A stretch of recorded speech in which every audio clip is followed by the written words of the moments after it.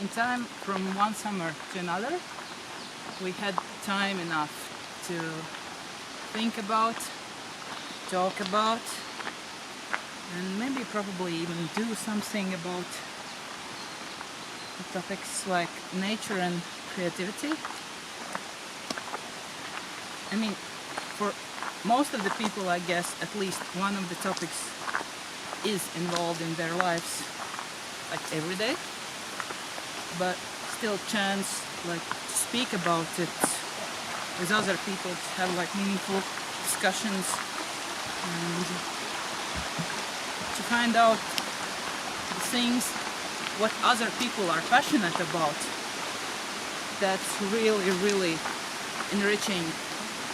And during this year, I realized that for me, probably creativity thing is just to find out what is the thing that you are passionate about, and then just keep doing it, and to share it with others, and have fun.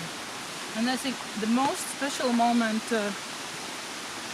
from like all the things together what we did, including Portugal and even our conversations online and also here in Italy, for me the highlight definitely was our hike with John. But also something new was